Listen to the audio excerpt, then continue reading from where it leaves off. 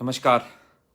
बड़े अरसे के बाद आज मैं लाइव आप लोगों के बीच में आया हूँ। कल एक बहुत ही सुखद समाचार हमको मिला हिमाचल सरकार द्वारा। मैं कुछ चीज़ें आप लोगों को स्मरण कराना चाहता हूँ।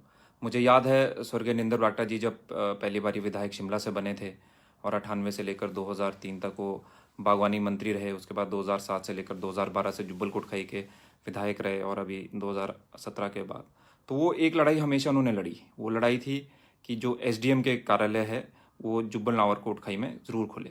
देखिए वो हमेशा बोलते थे और मेरा भी ये मानना था और इलेक्शन कैंपेन में भी हमने इस बात को उठाया कि जुब्बल नावर कोटखाई एक ऐसी विधानसभा क्षेत्र था जहाँ पे हमारे पास कभी भी एसडीएम नहीं था। जो हमारे जुब्बल के लोग हैं उनको रोडू जाना पड़ता था और हमारे कोटखाई के लोगों को ठियोग जाना पड़ता था। बरागटा जी ने एक इंटरिम रिलीफ हम लोगों को दिलाई जब वो 7 से लेकर 12 तक वो बागवानी मंत्री थे और धूमल जी की सरकार में कि कुछ समय के लिए जो रोडू के एसडीएम थे वो जुब्बल में बैठेंगे और कोटखाई के जो एसडीएम थे वो ठियोग के जो एसडीएम थे वो कोटखाई में बैठेंगे। इससे हमारे को काफ़ी रिलीफ मिली वहाँ को लोगों को। नहीं तो आपको पता है अगर सोलंग सास्कर के लोगों को रोडू जाना पड़े या फिर हमारे लोगों को बागी रत्नाडी से लेकर खनेटी से लेकर या हमारे थरोला से लेकर या घायल क्षेत्र से अगर ठियोग जाना पड़े तो कितना टाइम लगता है और कितना हमारा ट्रांसपोर्टेशन में भी हमारे पैसे लगते हैं। तो इसको सबको करने के लिए कन्वीनियंस के लिए एक जिसको हम बोलते हैं गवर्नेंस के लिए अच्छी गवर्नेंस देने के लिए बरागटा जी ने ये पहल उठाई और वो लगातार सरकार के साथ संवाद करते रहे।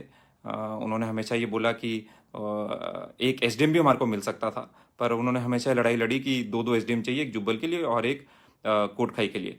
16 जुलाई को जब माननीय मुख्यमंत्री जी खड़ा पत्थर आए तो हमने उस बात की घोषणा भी करी और आपको ध्यान होगा मंच में उन्होंने एक चिट्ठी भी दिखाई जो स्वर्गीय निंदर बरागटा जी की अंतिम चिट्ठी थी माननीय मुख्यमंत्री जी को और उसमें उन्होंने क्लियरली लिखा था उसको एक एनालिसिस के साथ उन्होंने माननीय मुख्यमंत्री जी को एक चिट्ठी भेजी थी कि क्यों उनको दो दो एसडीएम चाहिए और उस दिन उनकी घोषणा भी करी।